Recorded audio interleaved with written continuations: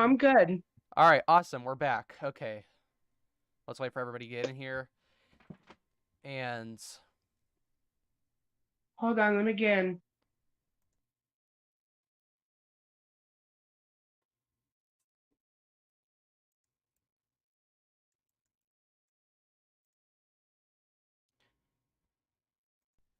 yes, I'm here. Okay, I got it back. All right, we just have to wait for everybody to come in now because I think they're going to have to come back in. So let me get this all set up real quick, and while everybody's coming back in, we'll get right back into this, folks.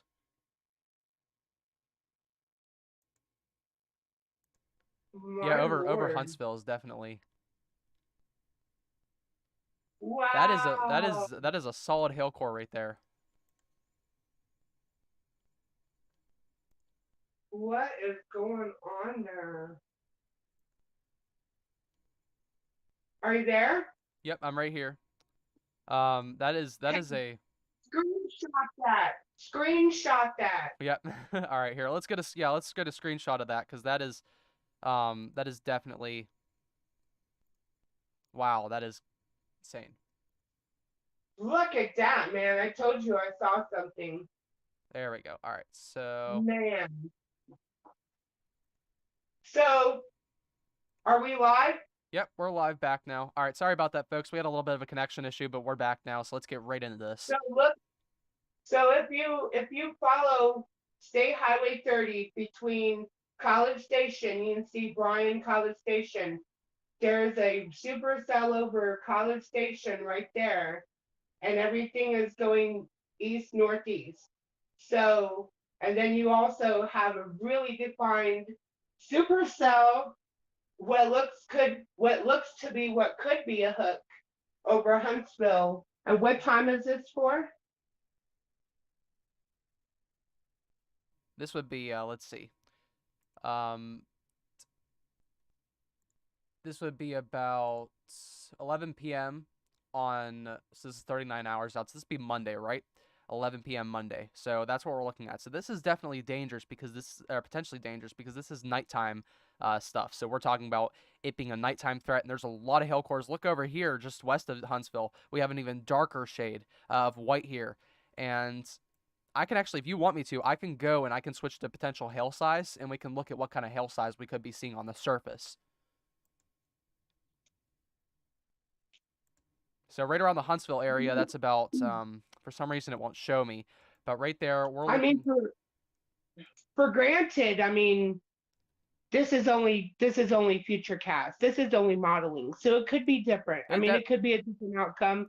I mean, it could and it can't. I mean, it could and it couldn't. I mean, it all depends. But I mean, I could tell you in my experience, I can kind of take the heart what future cast says because it kind of takes all the numbers and it kind of gives the prediction, the same as weather modeling that we use, but it's more simple minded to the public reading the Doppler radar. You know what I'm saying? exactly. So I mean, so we see things differently, and I was taught to always look at every kink in every squall line because every kink matters.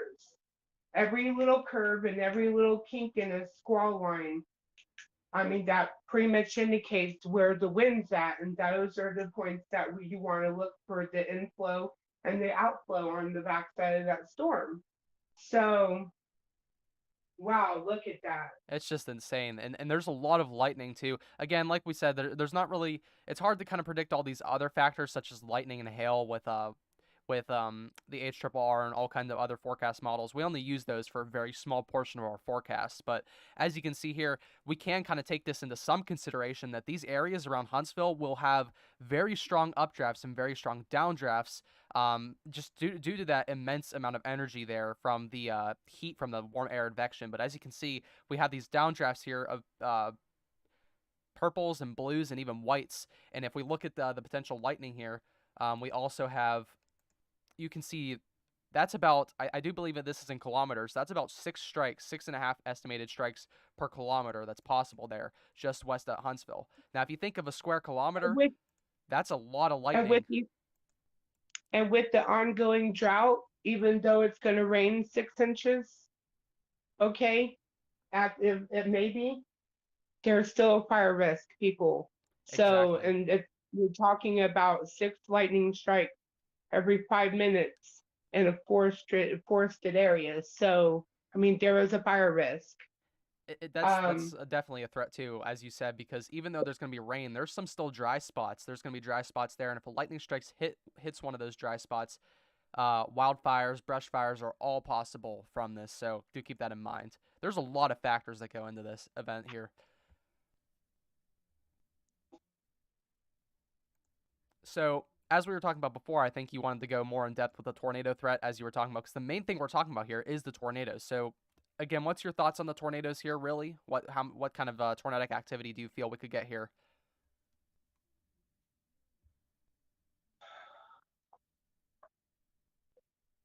at the things that I've seen so far, I think everything starts, like I said, in Central Texas, and by the time it gets to East Texas, like I mentioned before, it's going to be pretty significant. Um, I think the further east it goes, I think the worse it's going to get. Be honest with you. Um, I hold on. I think if you don't see a tornado, I think your biggest risk is large hail. We're talking about anywhere from golf ball size to cantaloupe, probably, or softball size. Um, so there is a 2% all the way to basically almost Del Rio. Most of the most of Central and South Texas is under some sort of 10%, 5%, or 2% tornado risk. And like I mentioned just a few minutes ago, if you don't see a tornado, you might see large hail instead and high winds. Um, the storm motion and speed for these supercells in East Texas are going to be pretty fast. We're talking about probably 60, 70 mile an hour storm motion. So there won't be very much warning. So be aware, be very weather aware Monday evening if you're in East Texas. Definitely. If you want me to move to the hail before we kind of get into deeper things here, hail here, as you can see, we have our hail threats. We have, I believe there's up to a, what was the highest hail threat here? So we have our 5%, our 10% risk, and then do believe we have a hatched, does it go up to 20? I believe that was a 20% risk there. We have definitely a pretty significant hail risk there as well. Here's the significant hail risk here for the significant hatched area. And as you can see, we have Waco, Texas, Lampasas, Texas, and Glen Rose, Texas, kind of those metropolitan areas, Austin, Texas. Those areas are all forecasted to get some larger, as we use the term gorilla hail. I think that's possible with this because of those immense downdrafts. And we saw it on simulated reflectivity. We saw those hail cores. Something to pay very close attention to here is that hail, because that is definitely another damaging threat here with these storms in Texas. So if you'd like to mention anything about the hail, go ahead. Anything else that you'd like to put on this event? Give me a minute. I'm looking at something. All right. Um, I do want to say that here, if we go to our forecast model and we get back on You reflectivity, know, what were you going to say? you know, I really don't think there's much of a hail threat for the hill country like south. Like we're talking maybe south of Kerrville, Bandera, Mm-hmm. Hondo, um, Real counties. I really don't think they're gonna see much as in hail. Maybe some elevated storms and maybe just some wind. But I think mostly most of the hail threat is gonna be from I-35 in Central Texas eastwardly. Yeah, I'd say so because a lot of those areas are still kind of dry. And we're not really going to see when these first start out over in central Texas, we're not going to see a lot of high precipitation activity. So that may be good for some storm chasers to get a chance for a little bit of a low precipitation storm base there whenever they're out in central Texas, south of like the Abilene area. But whenever we get over to the Waco, Texas area and all of those areas, and once they move east past that I-35 area, that's kind of where we're going to see that high precipitation stuff come into play. And that's where it gets a little more dangerous and concerning. Now, I did want to Wow. mention something real quick. As because of Can you zoom back in that? the where Hold on. Zoom back in that. down into Waco down here. Yeah, by Colleen. Okay, here we go. Can you pan right a little bit? Yep, there we There are. you go. Go down further. Zoom in, please. Mhm. Mhm. There we go. All right. Right about there for Killeen. Yeah, zoom in, please. That's as far as I can go. Okay. For some reason, they make the text really small So, on here. so if you notice, everybody, you can start to see the supercells start to pop on the west side of I-35. So we're talking Colleen. There we go. We're talking Colleen. So like I had mentioned prior, everything from Georgetown North, like Temple, Colleen, Gatesville. Look at that. Wow, let's screenshot that. That's pretty. Which part? I think I'm a little bit fast. I think you're still a little bit behind since you're watching the stream. So Yeah, I'm doing let's see. there. No. Go out. Hold on. Yeah, it's gonna lag. It's gonna lag. Hold on. Okay.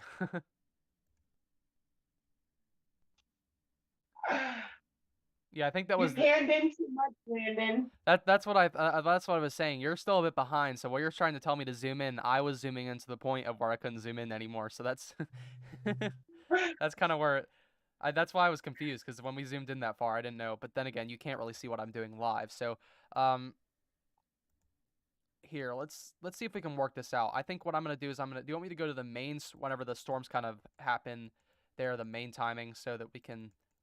So anyhow, like I was saying, so around Parker Heights, Colleen, Coppers Cove, There we go. Temple, it's gonna. I think that's where you're gonna get your initial initiation at, and then everything as it progresses easterly towards like Belton and the I-35 corridor is just gonna actually kind of get worse. And then as soon as it gets past 35, it's gonna get pretty significant. So I believe. And if you can see now, you can see these hail cores along here as well, kind of where it develops that high precipitation area. Um, Definitely something to pay attention to. It looks like Colleen might be in some possible hail core area as well. And anywhere like she said, the I-35 corridor. That's where this is really going to start to intensify, right around here, and that's where these storms are really going to get that strong convection that they Wow. need to get. Yeah, that it's really there's a lot of stuff going on here, and Wow. if I check wind gusts real quick, um, with a strong downdraft, wind gusts are always a big potential. So it looks like really all we can see is about 40 to 50 mile per hour wind gusts, so nothing too concerning. And as I said before, on some other posts that I made off of YouTube, wind is not really going to be a main threat with this storm. We're talking really no threat for straight line winds. We're still going to have some potential for a, maybe yard furniture flipping kind of winds. Those are all possible with any thunderstorm, but really nothing too concerning to the point of 70, 80 mile per hour downdraft wind gusts. We might have a little pocket of that within the rotation, of course. That's where that comes into play, but really nothing with the straight line cold front winds. I really don't think we're going to see too much from that. Um, as you can see, yeah, if we move back to reflectivity, there's just a lot of precipitation here and a lot of potential hail cores down here. And the most concerning one I can see on radar yet is south of Austin. Again, this is all simulated, so this isn't yet, and we're not going to take this too seriously. But south of Austin, this is a potential area of 72 decibels, which is very high end on the precipitation scale on radar. And 73 decibels, that's just that's a lot of precipitation coming down at once, and that's very concerning for these areas is that potential for hail. Again, we see some of these areas with potential up to about 0.1 meters of hail, which really we're not going to get into too in depth with the sizes here, but around the I-35 corridor southwest of Killeen, we start to see those areas of maybe a couple inch hail in diameter, and that's where the really main concerning thing. So if you'd like anything to add on to the hail, since we're really on topic here on the tail, if you'd like to add anything else onto the hail, and if not, then we I'm, can move on to other factors. I'm still catching up to what you were talking about the hail. Wow, that's some pretty large hail. Yeah, we can move on. Okay. Would you like to stay with this risk, or do you want to move on to Mississippi? So, like I said prior, so throughout Monday night, it moves through Louisiana, and there's pretty high potential of tornadoes throughout the night in Louisiana as well. So, morning time. Now, keep in mind that the dynamics are all put together, all the ingredients are put together. So it's not going to take much, and it's pretty much going to take only the sun coming out, and it heats up the atmosphere. Even though everything's down below on ground level, it's going to stay cloudy. It's going to be dreary, and it's going to be really and kind of misty. And then you have those supercells develop, and they're going to move into the Mississippi Valley around between noon and 4 o'clock in the afternoon. And that's where we're going to see our problems, where we're going to see our initiation from daytime heating. And so, and like I said prior, that front's moving pretty slow. So this is going to be a pretty long drawn out event through the rest of Tuesday afternoon. And then by according to the modeling, the front's still hanging around the east side of Mississippi Wednesday morning. Well, Tuesday evening, Wednesday morning. And so I think by Wednesday morning, Wednesday afternoon, you're going to have probably a problem in Alabama. But I'm just reiterating how slow this front is. It's going to pretty much take all day and all night just to move out of Louisiana into Mississippi. So expect the tornado potential throughout the night in Mississippi, especially the southwest corner of Mississippi, like where Louisiana, Mississippi meet, the lower southwest corner, right there, right before the little boot hill. That is going to be your primary threat in that area for long-lived, long-track tornadoes, potentially pretty large. We're talking EF3 and above potential. So those track east northeast also, and after 4 o'clock in the afternoon, I actually believe that we're going to be in a full outbreak, to be honest with you, because of the heating. Will be probably a lot of rain-wrapped large tornadoes. If any of your fans are storm chasers themselves, I would like to tell you, if you don't have more than 5 or 10 years of chasing in trees under your belt, don't chase this. This could be super dangerous to do so. I would also like to remind your fans that this is a dangerous act of nature, and do not attempt to chase these without the proper training, because it could pretty much hurt you pretty bad.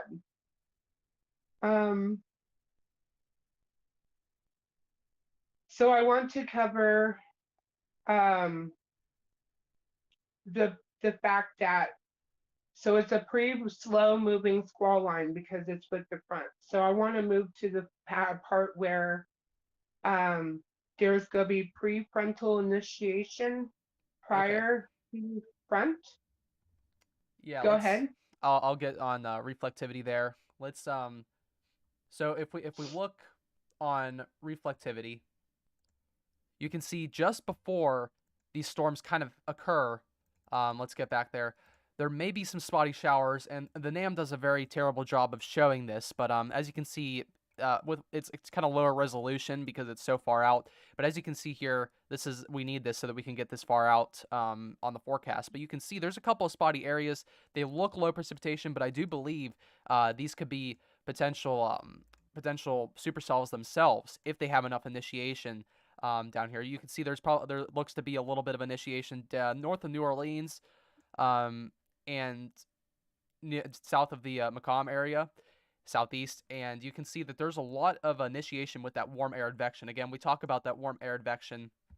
It's the movement of warm air up northward in this case, and you can see that it flows up from the Gulf. It's surface winds, and that's going to be causing a lot of convection over this area because, again, we're going to have those nighttime cold temperatures that were down to about 40 or 50 degrees Fahrenheit overnight, and this warm air is going to be mixing with that. And, of course, we know that warm air rises, and that's going to be rising up into the atmosphere, and then when it reaches that condensation level, that's where we see our clouds, and that's going to lead to that storm development. So it's a really complicated process. I don't want to go too in depth with the process, but what I want to mention is that we will have potential for some early showers, and with the rotation already there from that trough that moves from Texas all the way up through Mississippi, that's what's going to be causing that shear. And any cloud that turns into a thunderstorm, any cumulonimbus cloud will have spin to it, and it will, in this case, in this area, have very good spin to it, and that's what our concern is. So any early storms are really going to be a concern as well.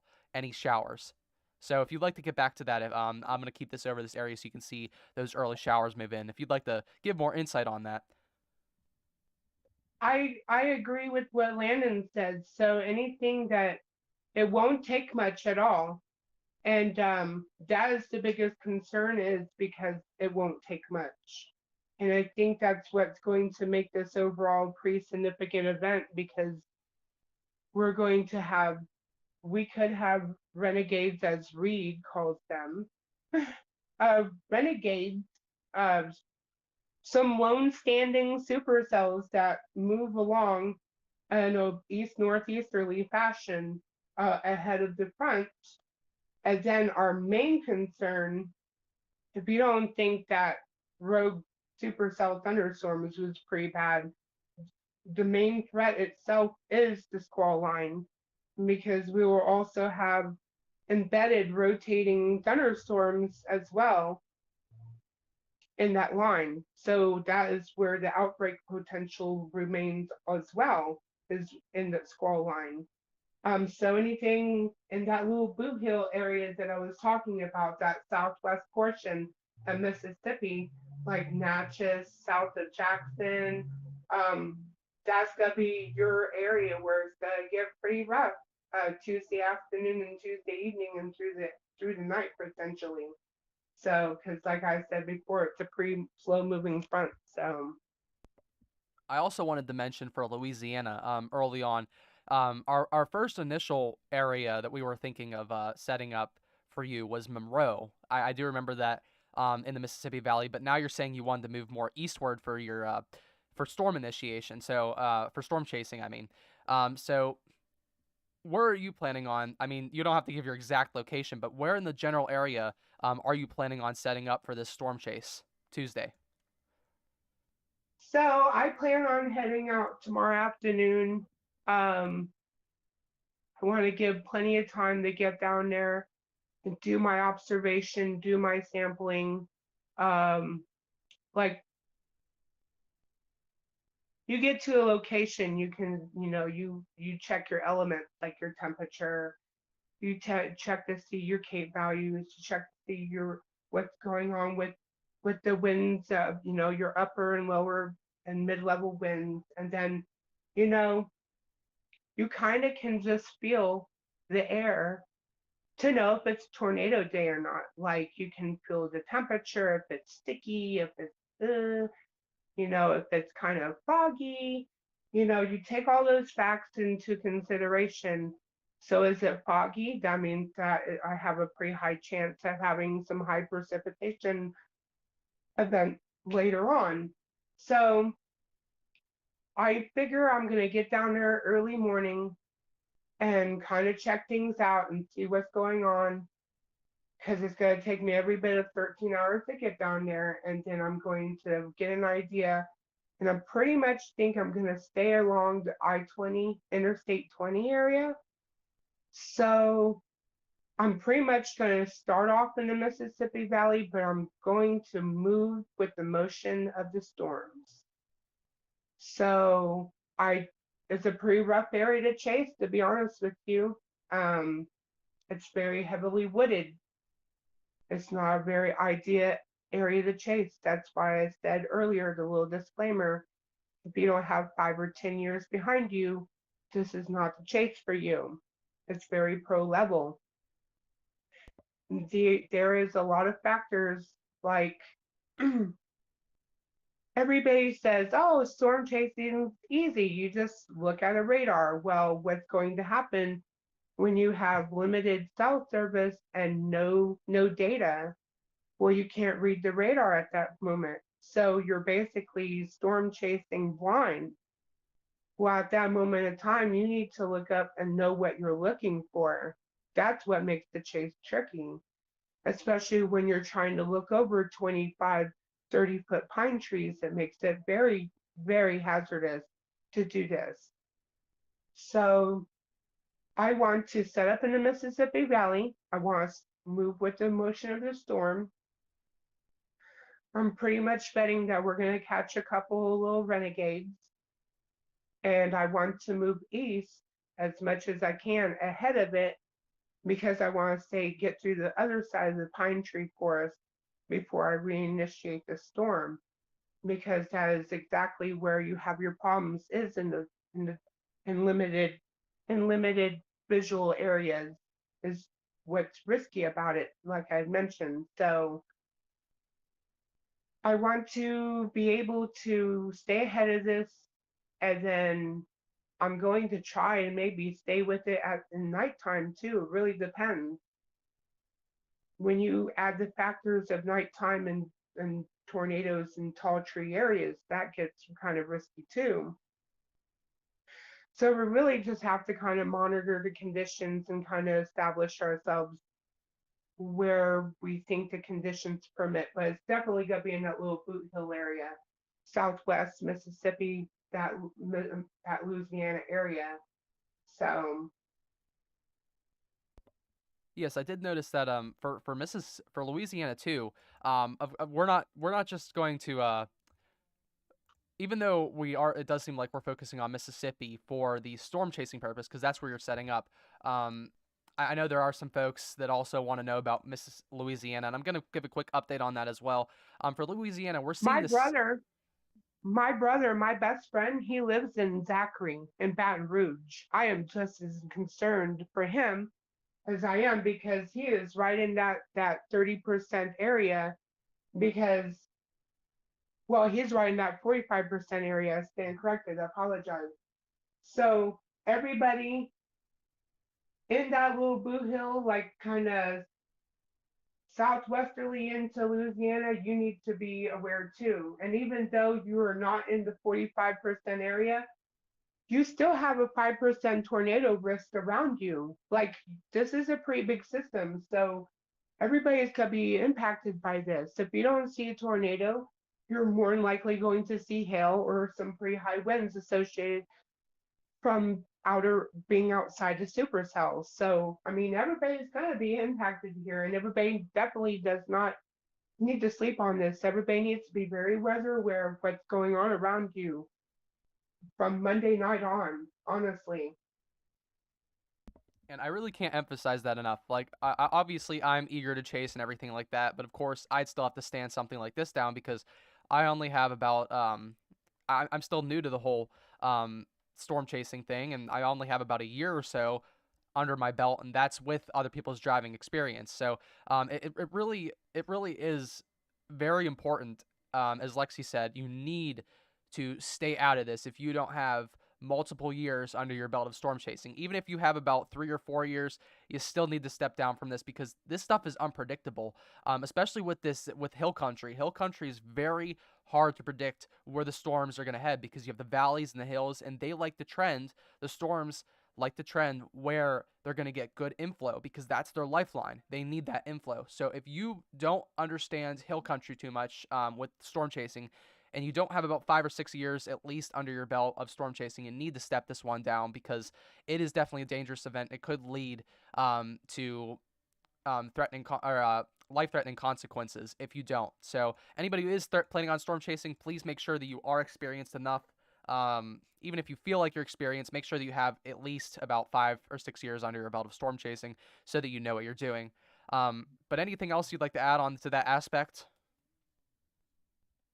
Yeah, I have 25 years in this. You know, my first day was planned on just taking pictures of lightning, and I ended up taking pictures of more than just lightning. But and then this kind of just developed into an obsession afterwards, an educated obsession, by the way. Um, I have 25 years in this, and I'm kind of spooky about this chase. This is something that you don't mess with. So if I have the experience and I'm kind of spooky about this, other people need to be spooky about this and pay attention to it, most definitely. So, again, with that, for those folks who aren't storm chasing, and they need to stay weather aware as well, just because you aren't storm chasing doesn't mean that you don't have to remain weather aware about this because you're in the path of this. So, what I do want to mention is how to become weather aware of this. Basically, you don't need to be scared. We're not trying to scare you here with this forecast. All I'm trying to No, say. don't panic at all. No, don't panic. Just be weather aware because there's still an, I mean, it's science, it's weather. So, I mean, there's always probabilities. Like, there's probabilities in anything you do in life. Like, you can drive down the road and it's either you have you have a 50% probability that you'll go home, or you have another probability that you might get into a fender bender. I mean, just the unpredictable, you always have to aware. Our jobs is to inform you of the hazard, and your job as followers or fans or whichever is to receive the information and neither choose to use it or not. So we are basically telling you the situation could get hazardous, the probabilities are pretty high, and your chances are pretty even. So like we can't reiterate enough, if you don't see tornado, you'll probably see hail. If you don't see hail, you'll see wind. If you don't see wind, you'll probably see wind. I can guarantee you 100% you'll see wind. You're going to see heavy rain too. So there is also a flooding a probability in the low-lying areas of southern Louisiana. So with that being said, everybody needs to be weather aware and be aware of the hazards and take this very seriously. So, I basically what that means is I want everybody in this area to make, and if you have family members in there, let them know you do not have to go out and purchase a NOAA weather radio. There's a free website, NOAA weather.gov they've made a website with so people have their repeaters on there and they send them, and it's free. So you can listen to any NOAA weather radio really. I believe they have at least one per state. And Mississippi is where it gets a little bit hard to find no weather radios.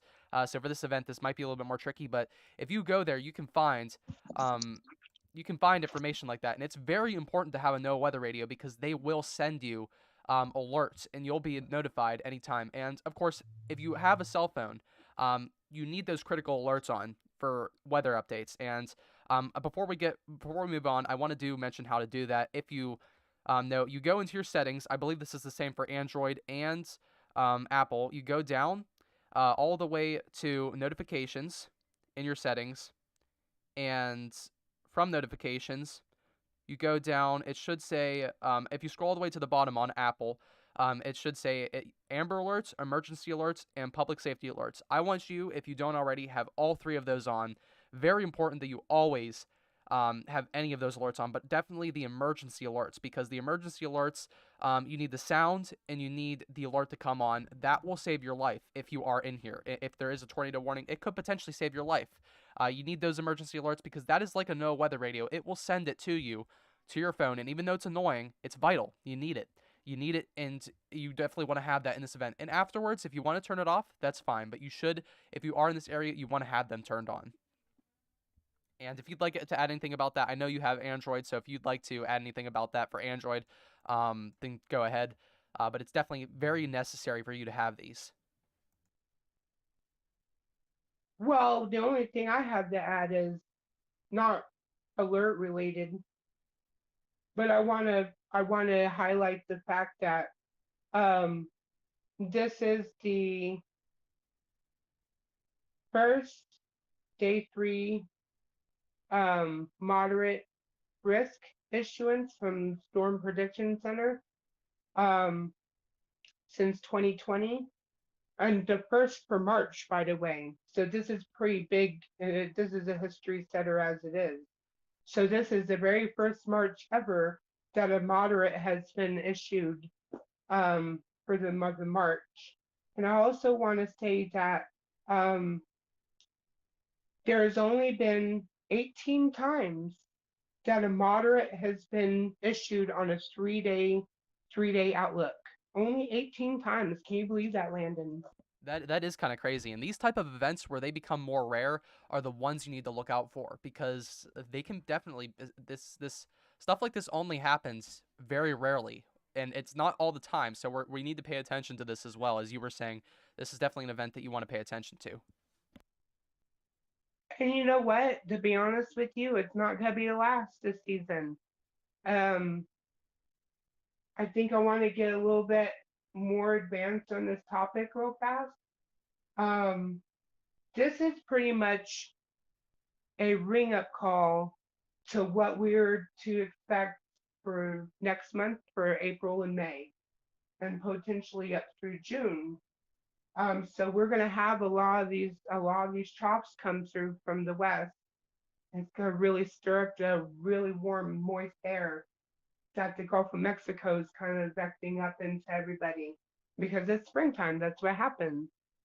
So between everything warming up and moisture coming back in for the season, I think we're going to potentially have our problems around maybe the same area we're looking for right now, the lower Mississippi to Louisiana, up through the Mississippi Valley, up into Tennessee, and potentially up into southern Illinois and up into the Ohio Valley.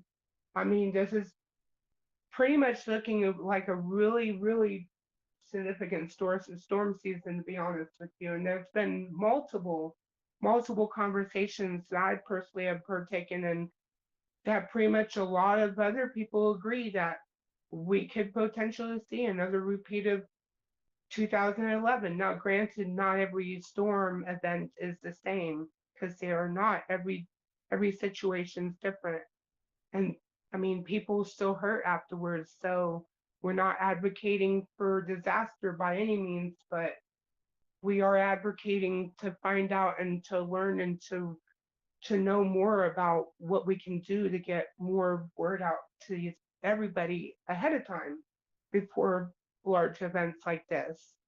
Um, so it's pretty much on the same consensus with a lot of other people that are paying attention, that we could see a pretty significant storm season this year, especially with the whispers about um, we could have another polar vortex event probably around maybe first-ish, maybe mid-April, and maybe we might have a kind of a coolish May as well for the northern portion of the country. Everything's kind of just, the numbers are kind of crunched in, and the models kind of output kind of they put out kind of a predicted idea of what could and couldn't. And I mean, there's a lot of possibilities. I really do think that this is the beginning of a really busy storm season starting right now. I do believe that as well. I do believe that this storm season, I mean, it's already shown itself.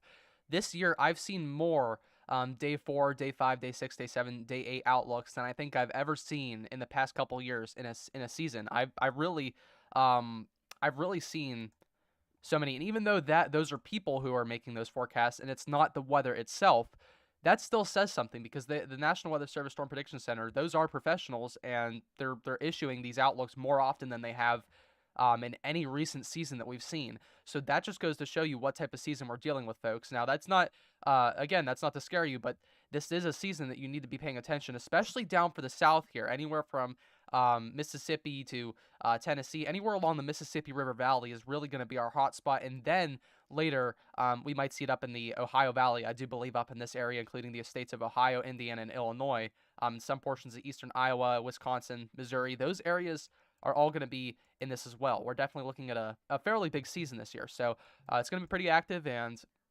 I can't wait to do all this media coverage with you. And I definitely can't wait to get out there myself and do some storm chasing this season because it's definitely coming for me, and I can't wait to do some of this coverage as well. Well, I can't wait to actually come out here and do this for your followers because more people need to get the warning and they need to, I mean, they need to be aware because the more people are aware of what's going on weather-wise, I mean, even though it doesn't happen to you, it's happening to somebody else. And you know what? That's just one more day that you had the good luck, but somebody else had the bad luck. You just gotta think of it that way. Exactly. This is definitely just because it's not happening to you doesn't mean something could change. If you live up north, you may think that this isn't coming, but it is. If you live directly up north of this, we're not going to say you're going to see a moderate this year, but you will see severe weather this season, and it's definitely a good time to become weather aware. One more thing I wanted to add real quick is about those is about that trough that we were talking about. I want to go on here for the model, and I want to go to the 500 millibar wind. That's my favorite one to use, the mid-level, because the wind mid-level is determines so much in the storm.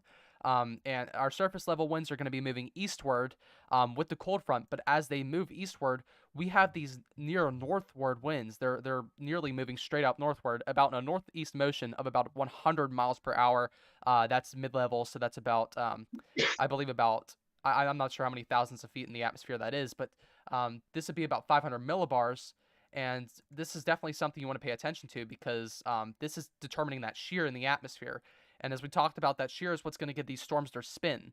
And as you know, spinning in the updrafts is going to lead to potential tornadoes. And as we talked about, tornadoes are definitely a big threat with this event come Tuesday, especially in Texas as well. But this trough here, this trough is huge. If you can see, this is definitely a deep trough ejection. There's so much cold air around this low pressure system. And as you can see, it comes down from the Dakotas down through Colorado, and it goes all the way down through Texas, southern Texas, and then it moves up back up into Mississippi and all of the areas in the Gulf states.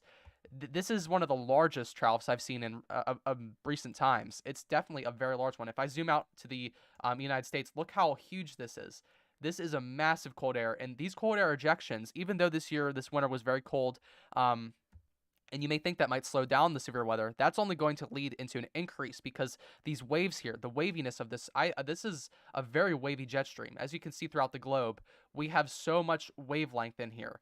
And this ridge out west is going to lead to that deepening trough out here to the east into the central United States, and that's only going to lead to the severe weather that we've been seeing so far. So again, that's all I wanted to add for that. But as you can see, we have a very deep trough here, and this is going to be creating that shear that we need for the tornadoes. Just think I'll be the only one. That's exactly what I was talking about earlier. We're gonna see these periods of cool downs and we're gonna see these periods of warm ups and it's gonna cool down and warm up. And I think we're gonna keep this around until about mid-May. So, and like you were saying earlier, if you look out west, there's a lot of low pressure, there's a lot of systems developing out west that are rolling in. So I really do think that this is going to be the start of a really busy season, to be honest with you. I do believe Because that I as think we well. got another one. We got a matter of fact, we got another one rolling in next week. We're going to be talking about soon because we might be deploying a chase on that for the northwest part of Ohio. So there, because there's I heard whispers, and there might be a small possibility of a little something, something, something up in the northwest Ohio. So for next Tuesday. So I mean, that just highlights the fact that we're gonna have these bowling ball effects, these bowling ball systems come through, run one right after another. So, and we're about the 28th, 29th of, 29th of March, the first week of April. I mean, there's going to be a lot of people experiencing some kinds of modes of weather from severe and maybe maybe some snow chances put in too. We'll see. So yes, exactly. We might see some stuff for the Ohio Valley come Tuesday too, and I'm getting a little excited. I know I try not to wish cast, and it's really hard too, especially early in the season. It's so hard not to wish cast for yourself whenever you're early in the season and you've been dreading the winter and just making your way through it just to get to early spring. And every year I do this to myself. I get excited for the storms that come for my area, and I want to chase them, but they never do turn out until about May. This year that may be a little bit different, but I'm still trying to hold off because I know never to get ahead of myself here. I got to wait a little bit longer. But I've already seen it. This year, I've already seen a severe weather event this early in March. We had a while back a line come through with severe thunderstorms, and it was very nice. Definitely not too much damage, so that's good for everybody else. So it was good for everyone. It was good for me as well, that there was no damage. And yesterday I saw some really nice towers when I was outside, already showing you that there's a lot of warm air advection. That warm air advection is going to play a very important role into our severe weather this season. It's already extending up even into the Great Lakes. So that's going to play a very significant role into every severe weather. And again, we were talking about those early on storms that might come through.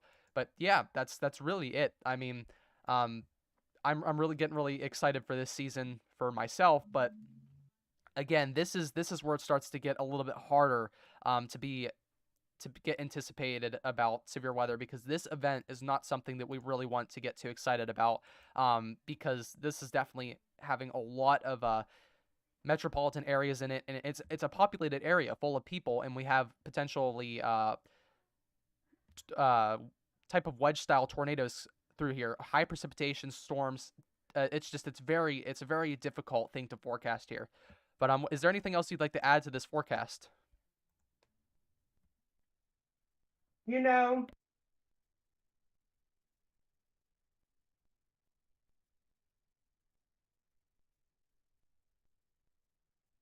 hang on now, I'm looking at something on the radar. No, take your time. You're fine.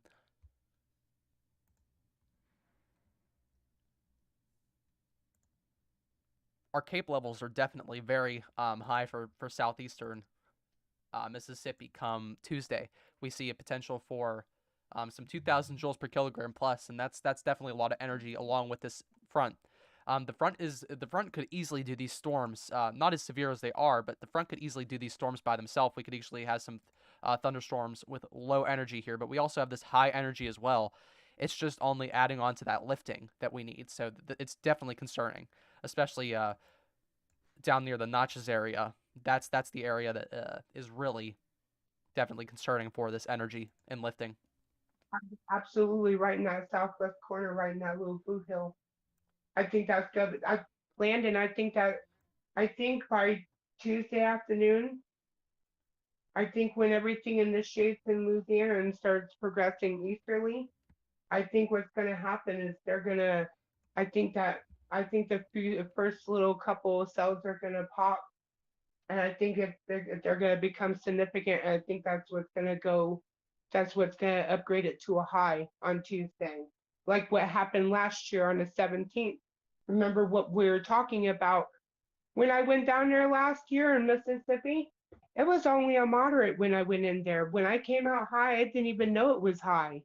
When I came out of that event and chasing it, I still thought it was still moderate until the other day. I was reading back on it, and they had changed it to high risk right in mid outbreak. Well, I was busy chasing tornadoes. I didn't know. All I knew is there was a couple mezzo discussions that flew in, but I mean, I never really realized that had went high risk. So that might be the fact Tuesday. That might be there might be a hatched area that is added because this has prime outbreak material to it.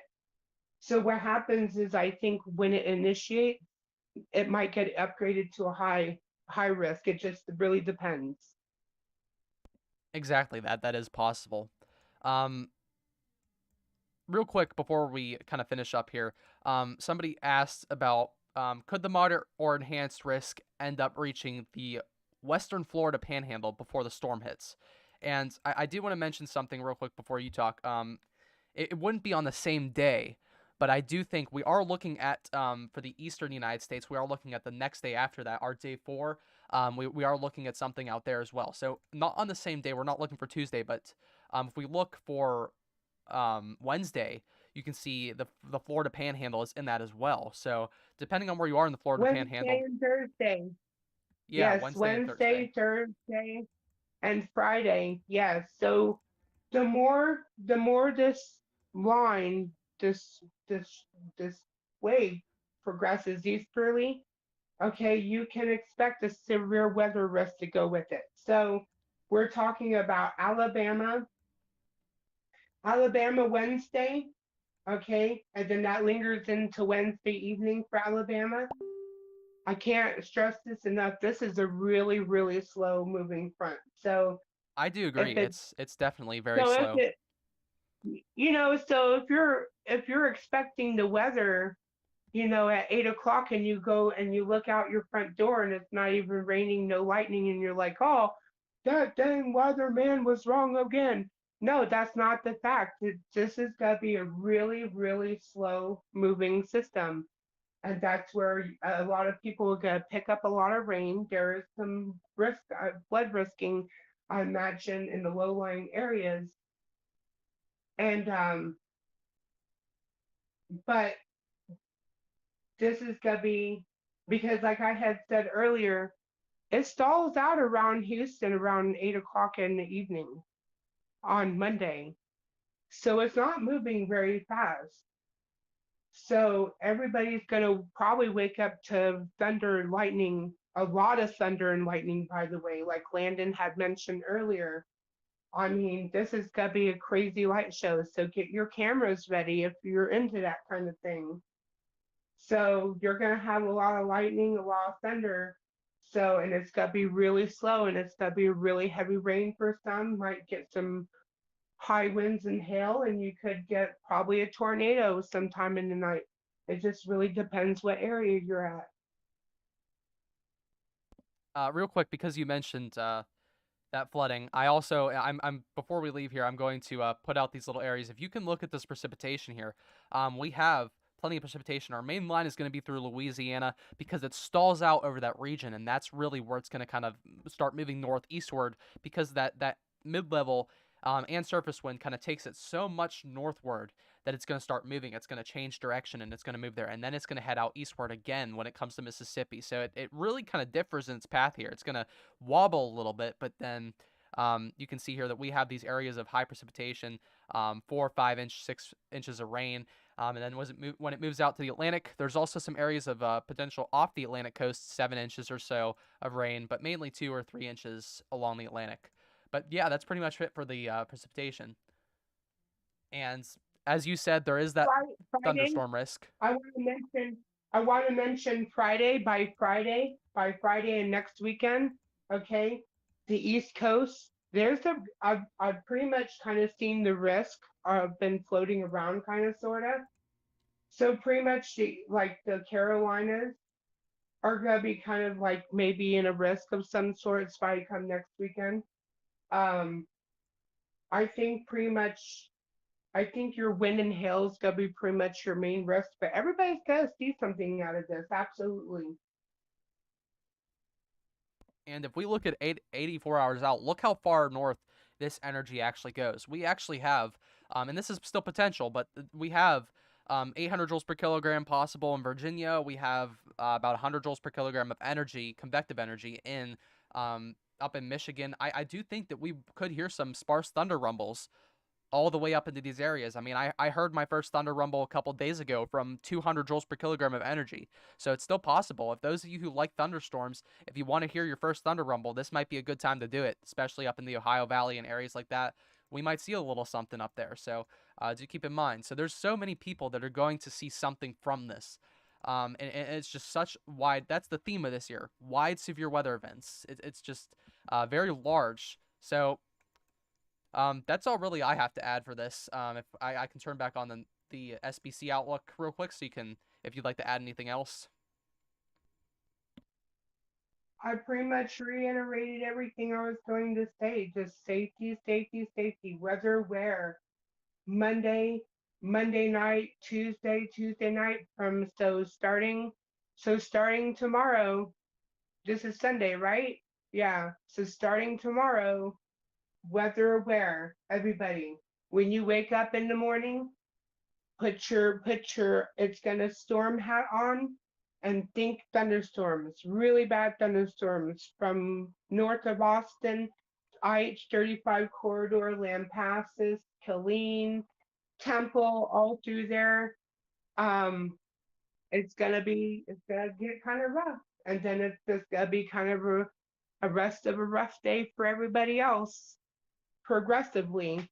So, and it's gonna be really long drawn out. So, I mean, granted, I know Texas needs the rain. I know the fires. It's drought, drought, drought. But I mean, you just got to be really careful with stuff like this. I mean, will Texas take the rain and leave the severe weather out? But I mean, I don't think that's the fact that for tomorrow. I think it's a pretty volatile day, and people need to be very, very aware of what's going on, especially along and east of I-35. Um, I'm kind of concerned about Gerald, to be honest with you. I mean, I know that's a pretty well name brand storm, but I mean, it's kind of sketchy. A lot of people have a lot of PTSD after a severe event. Like the dozen people that I interviewed after the Dayton tornado in 2019, there's a lot of people that were impacted by that, and they remember. And especially when severe weather comes in, people get really kind of skittish, and I'm really actually kind of worried for those people in Central Texas because they might see another large tornado again, be honest with you. Yeah, I do believe it can definitely be hard for those people that have gone through it again, and so many people down in the Dixie Alley have gone through this so many times already. It definitely gets tiring. Usually people hear about the um, Tornado Alley, and we think that's the hot spot, but there's a lot of areas down here in the Dixie Alley that get these type of situations every year, and every year, year after year, it's the same thing. So it's definitely hard for them. And even though people say they could probably move, times are hard. People can't move out of these areas, and I know personally, you can't just up and move. Um, Especially in this hill country here, you can't just up and leave. You have to really stick with where you are. So, um, basically, that's pretty much it. If you have any questions, folks, feel free. If you'd like to add anything Weather else. happens weather happens wherever. I mean, they even get tornado warnings in Washington state. So it really doesn't matter where you go, the weather is going to affect you some sort or another. Like the Southwest, like California, Arizona, my Lord, it's hot down there. So, I mean, and they have their monsoon season. There's been a couple of tornadoes in Arizona. So it's not really a safe area per se. Again, like I had mentioned earlier, it's more basically the luck of everybody. Like it's just, I mean, just how kind of life rolls, right? Exactly. It's just it happens But anywhere. that doesn't mean that you can't be aware. That does not mean that you cannot be aware because everybody needs to be aware. Yes, and Like take this very seriously. all right, folks. Do we have any questions that you'd like to ask either me or Lexi here while we're still available? I'll give those a minute to come in, and then we'll wrap this up.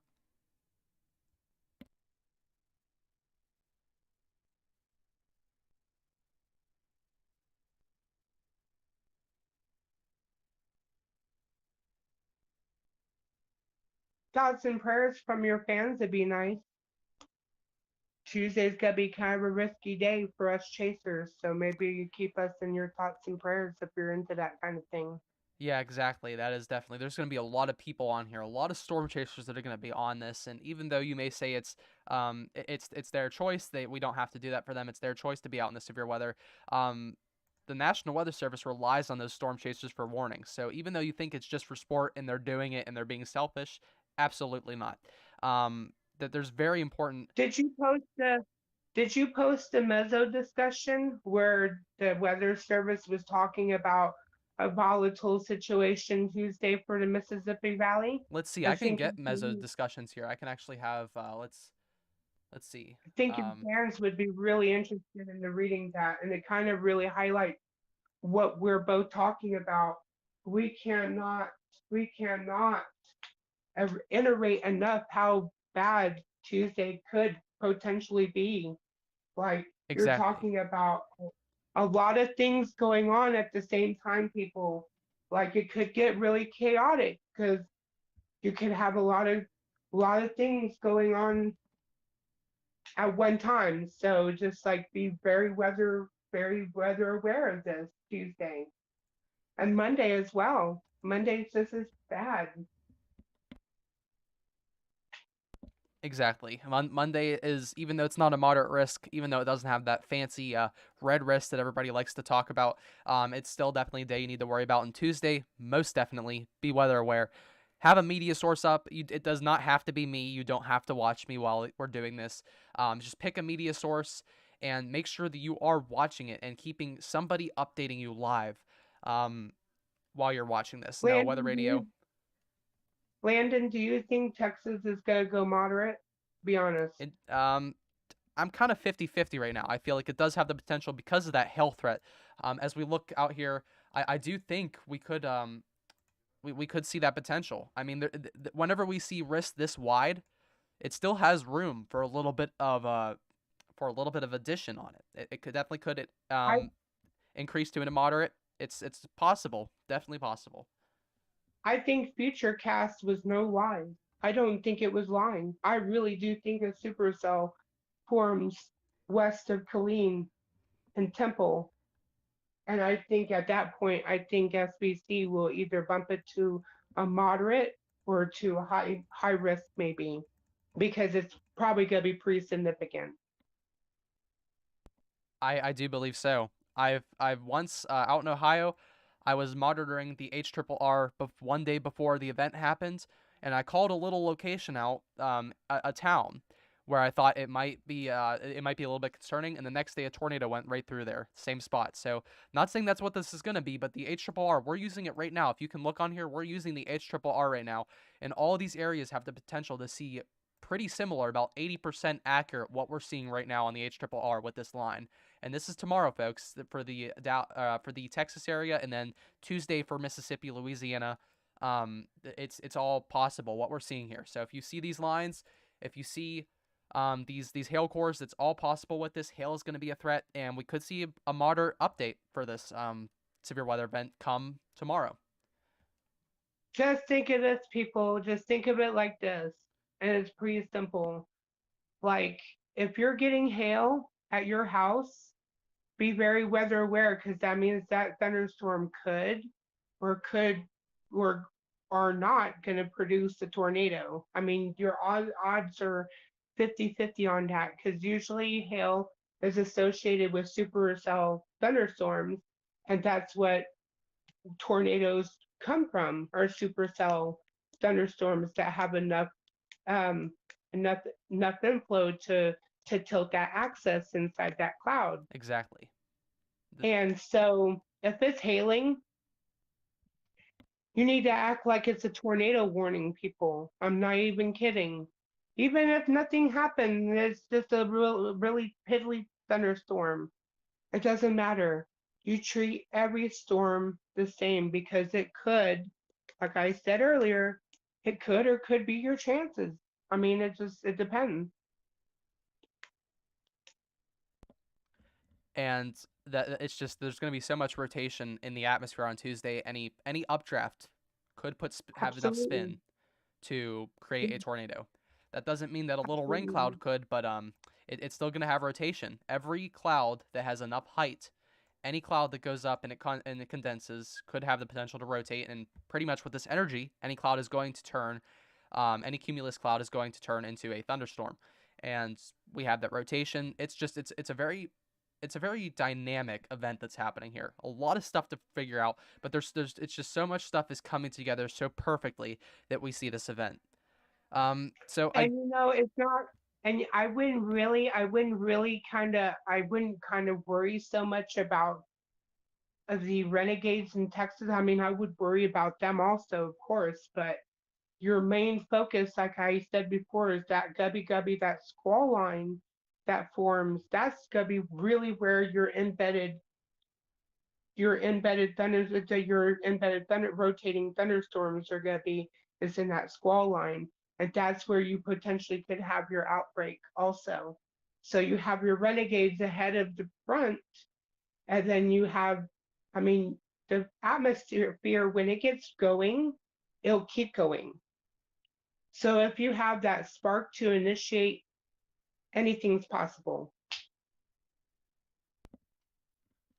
and we also had one question before from Gary Smith. He said he asked if because he's included in the day 4 outlook, what can he expect? So I usually answer all this. Would you like to answer this one, Tabitha? Or sorry, I'm getting you mixed up with somebody else, Lexi.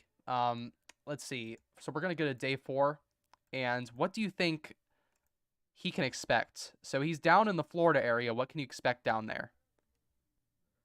Hold on, let day four catch up.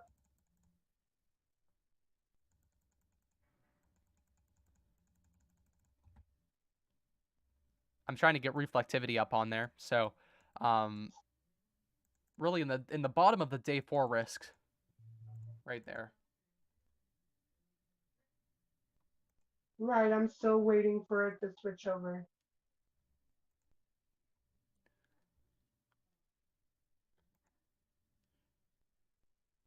Is it for the panhandle?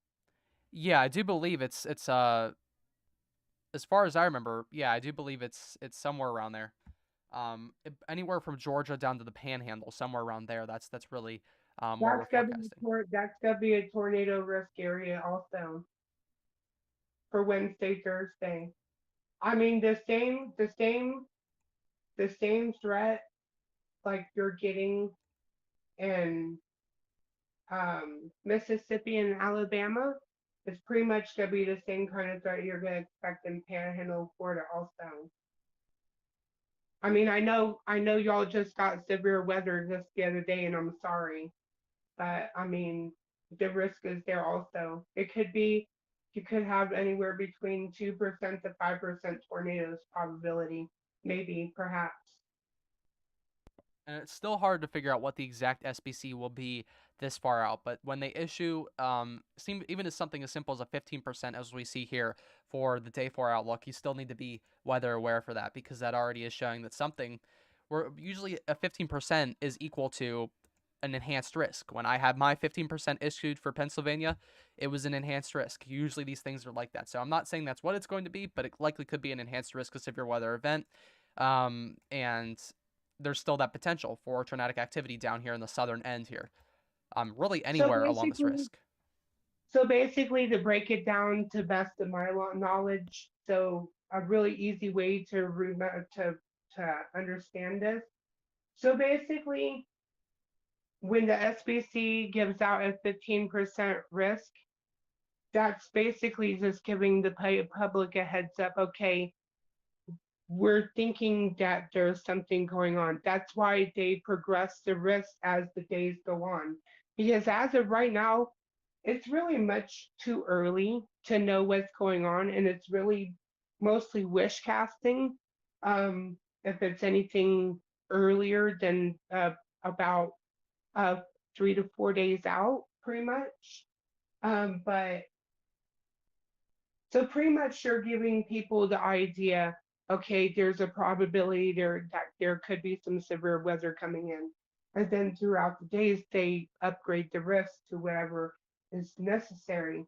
And if you see on the Doppler radar, because that's where I'm at this fact, because the stream is lagging, you can still see that there's still some pretty healthy cells over the panhandle of Florida.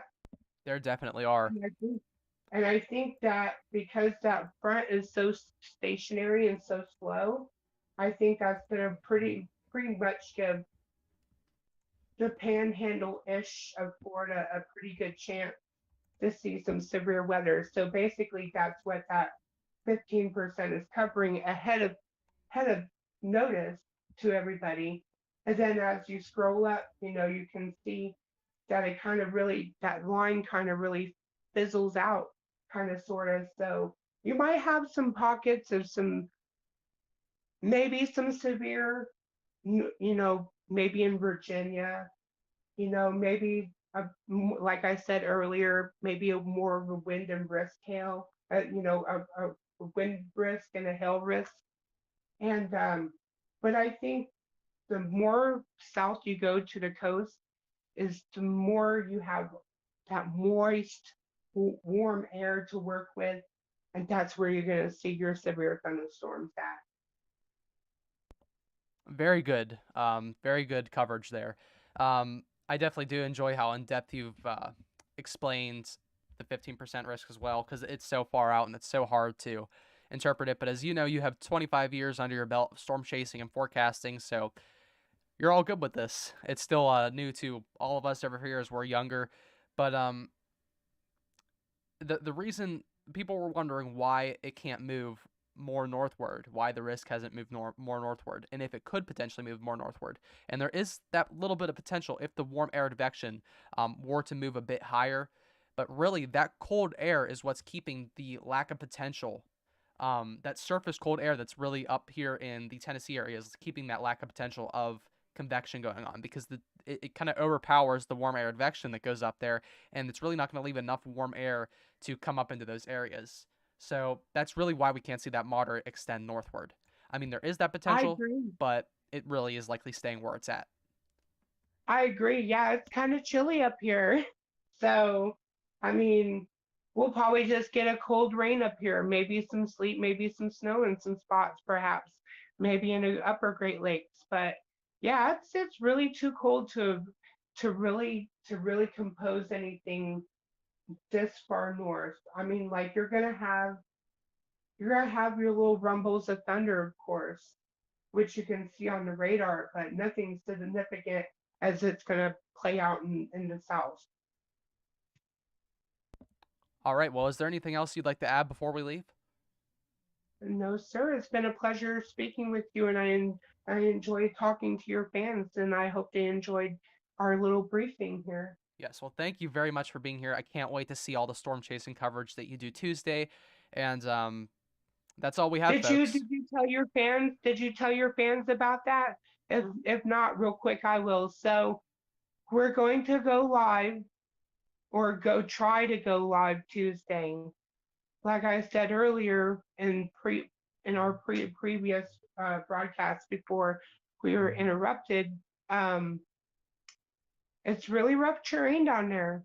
So cell phone service is really spotty. So I may or may not have the data to get video out or a live broadcast, but and plus Landon has school at the fire station Landon Yeah, exactly. Tuesday.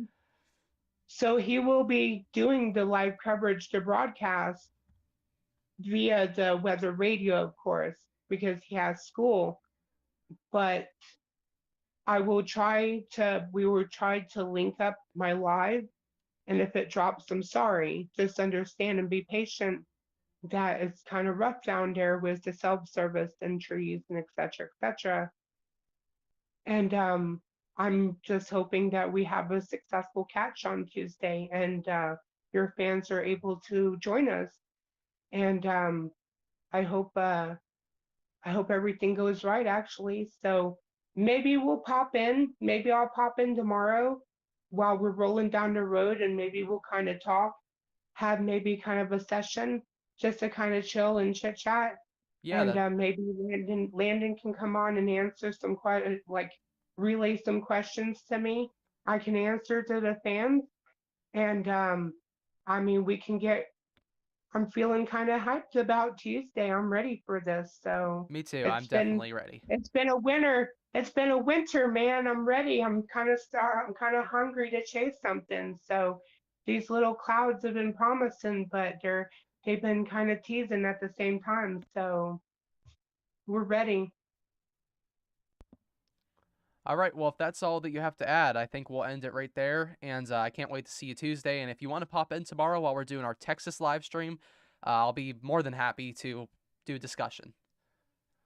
Yeah, absolutely. I'll have my radar up. I'm gonna have the iPad and have my radar up, and I can kind of maybe get see live action, and maybe we can talk about what's going on in Texas. I think it's gonna be a pretty significant day, to be honest with you. Is people need again. I can't. I know it's a beating a dead horse, but be very vigilant tomorrow, please. Be very careful. Yes, exactly. Everybody needs to be prepared for tomorrow. All right, well, I think that's where we're going to end it for today. Thank you very much for coming and joining me. I definitely appreciated your in-depth forecast that you were giving. And it was a really big honor to have you on here because of all your experience that everybody here can use and use that Tuesday, Monday, all the severe weather days coming up. I appreciate it. Thank you for the conversation, Landon. Look Awesome. forward to Tuesday. All right, see you then. All right, bye.